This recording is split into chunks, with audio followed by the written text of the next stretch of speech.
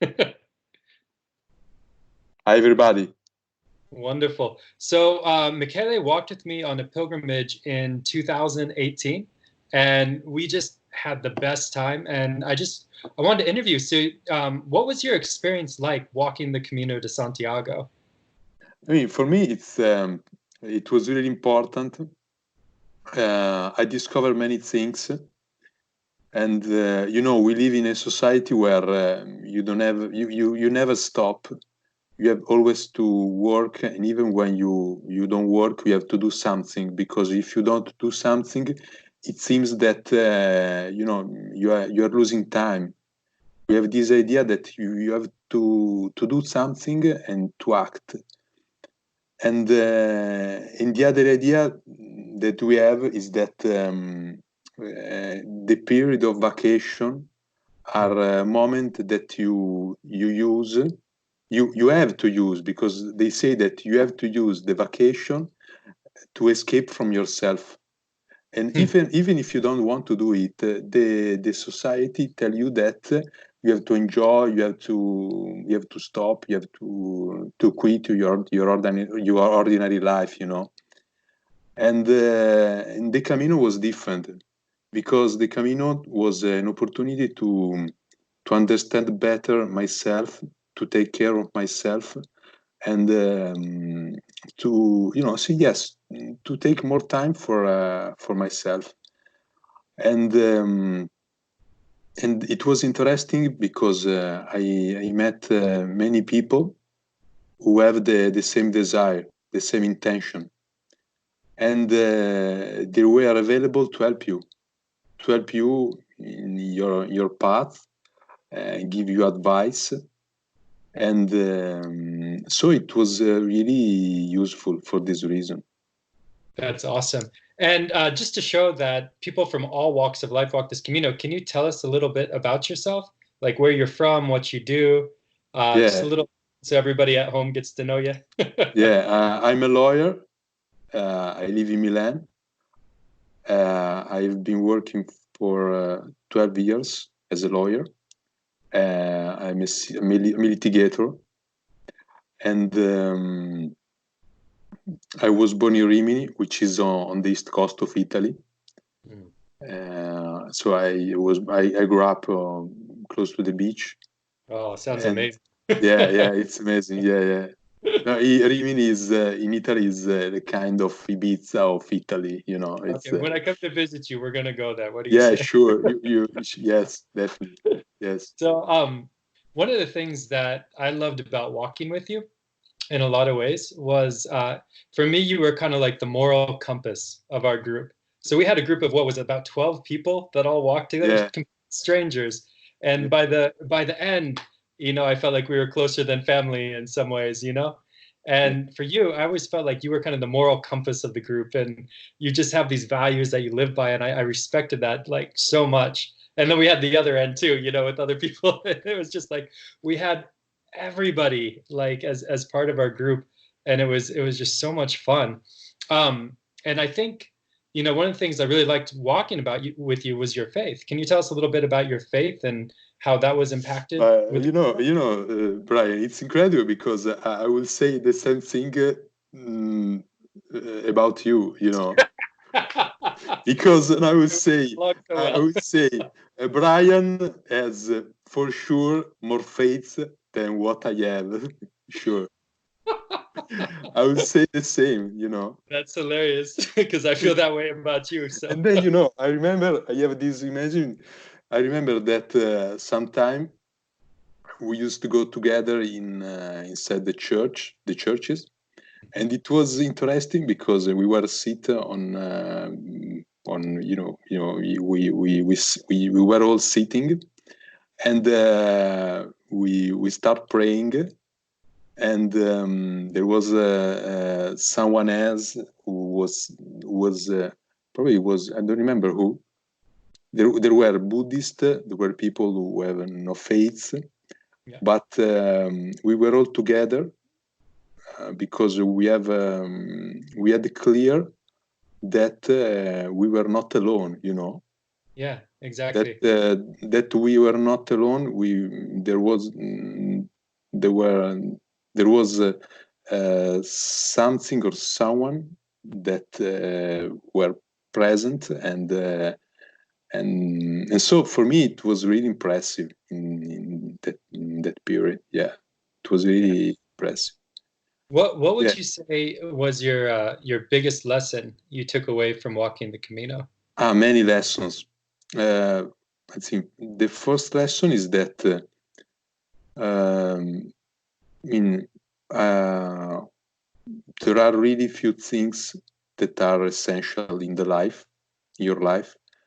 You do the Camino with just with the bag, with just few things, and then another lesson is that it's important for me to take time for myself, Hmm. uh, even in my ordinary life. It's important that I take time for myself, and no, it's interesting that this is important even now, because Yeah, now people, are really concerned for the situation, but I hear people that is really, they don't feel well at home, because they have to stay alone, they can't move. But in this situation, I'm concerned for the situation of my country and for the situation of the world. yeah, the But virus situation. yes, for the virus. But Yeah, I'm well, because it is like a second Camino, because totally. you are forced to stay in your house, in your apartment, Mhm. and you are forced to stay with yourself, and you don't need. Even if you are.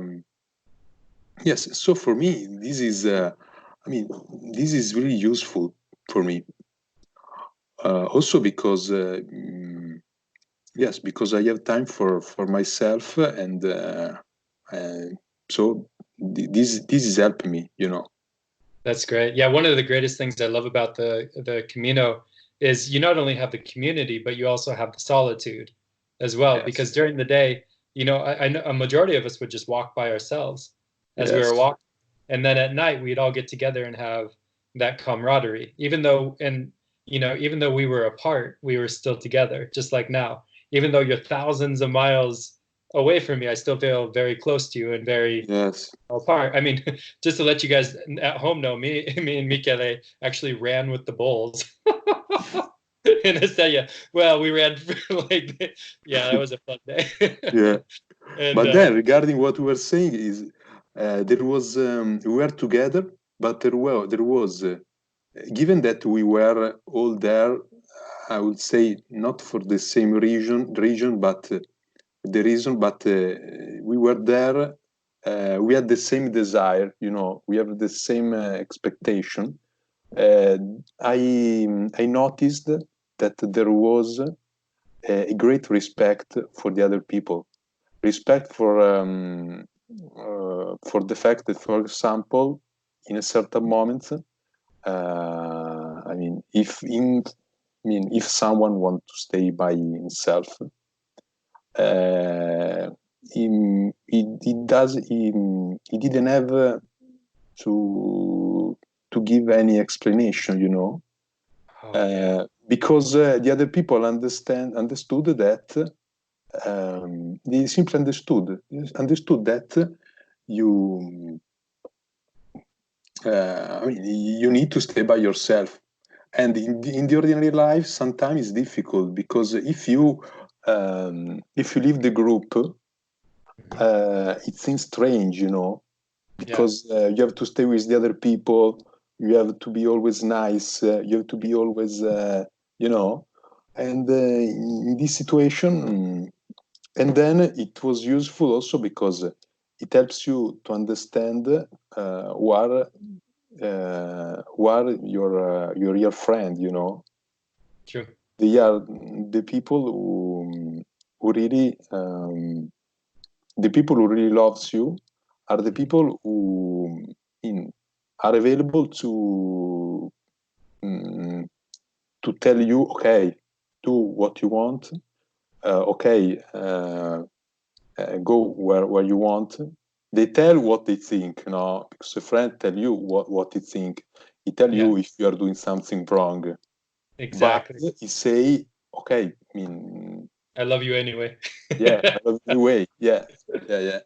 Yeah, like the Camino was very good for learning how to draw boundaries. You know, like if I needed to be alone, I could say, I want to be alone right now, you know, and it was fine. And it was Yeah. great. And everybody respected that journey. I really love that you brought that up. So Mikele is actually a character in the second book. So for those of you who don't know, and I'm sure you all do by now, I'm writing a series called The Way Through a Field of Stars, which is a historical fiction set on the Camino de Santiago. The first book, we're doing our book launch on April 8th, which is in just a couple days here. And the second book, I'm about, I'd say, a quarter of a way done writing it. And Mikele and everybody from that second Camino is a part of that novel. So you'll get to meet him in that novel in a different way. He'll be so just to give you a little idea. So thank you for being some inspiration for me for coming through and writing that. I'm really excited to kind of share that with everybody. To share For you me guys, too. you know, you guys were so special to me. That's what I loved, you know, like you influenced me so much. I didn't want to let you go. So I just kept writing about you guys so I could still think about you guys after we were apart. Yeah, I have to So, show you something because I yeah, have a yeah. kind of table when I put the picture. Oh, can you hold it up? Hold it up a little more. Higher, higher, higher. I can't see the picture. Ah, you can't. No, Sorry, no, because no. Hold it up higher, even more. Ah, this is awesome. the sunrise on the Camino, Absolutely. Oh, that's so beautiful. I and love it. And and then there Stefan. is one too. This is wonderful. Look at this. Oh my gosh, that was from the first day. Yeah, we were in I think in Roncisvalle. Yeah. Holy cow, that's such a great photo. I love Yeah, that. yeah, it's great. It's great. Yes, Wow. Yeah. it's something that probably we will never forget. You know, No, it's an absolutely not. experience we will never forget. And hopefully, you know, people around the world will get to walk with us when we finish this book, right? They'll get to take that Camino with us and, you know, see the things that we saw and everything. So Mm. we'll keep inspiring people for generations, which would be cool. So, okay, cool. I know you have a party, an aperitif coming up. Yes. Party because you're under quarantine, but you know, still a quarantine party. Yeah. Do you have any final like advice for anybody who wants to walk the Camino de Santiago, or anybody who's in isolation right now, who's on lockdown like we are? Mm. You mean the practical? I mean, you mean what kind of advice? I mean, practical advice or? Both. I mean, you can do practical advice, spiritual advice. You know, just what would you say to somebody who's about to go walk the Camino de Santiago? First of all, that it's important. It's important to plan it, Hmm. but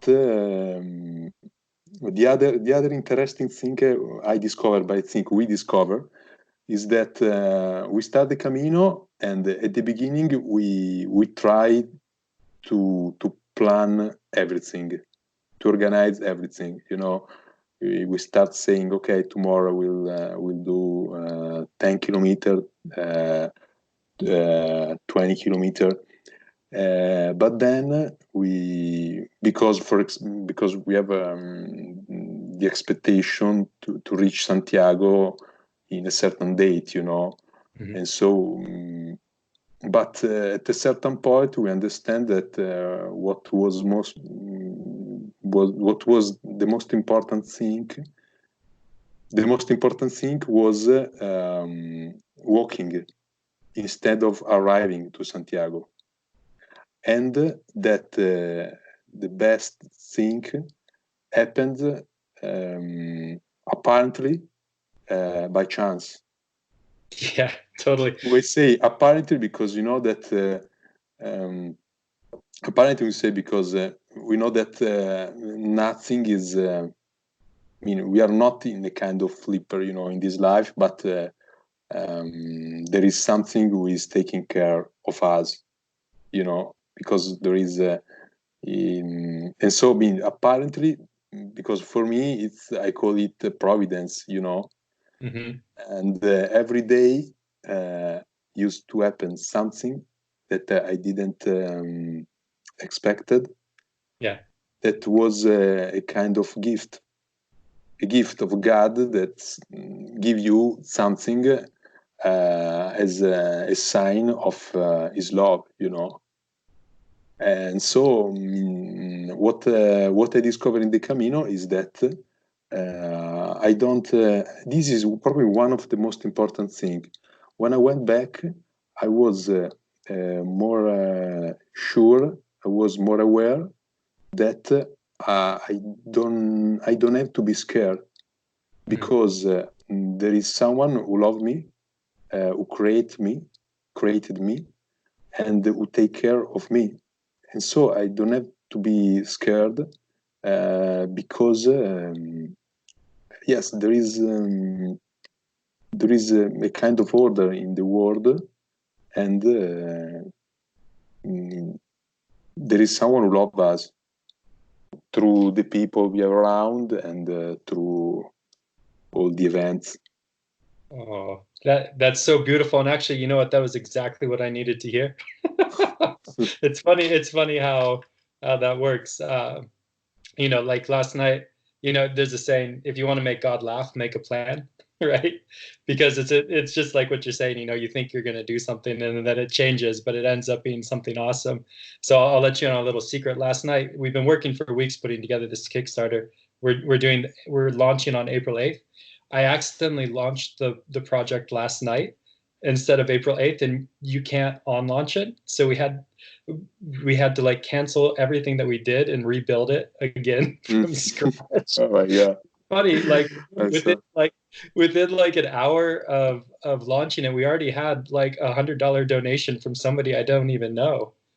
Like I was just like, okay. I incredible. mean, we still had to cancel it because like the algorithms and stuff. We have to launch on the 8th, but it's just like God showing up providence and like letting, like what you just said just reminded me, God's in control, and like I need Yes. to let go, and just let it happen and see. Yes, but I have to tell you a secret that what I've just told you.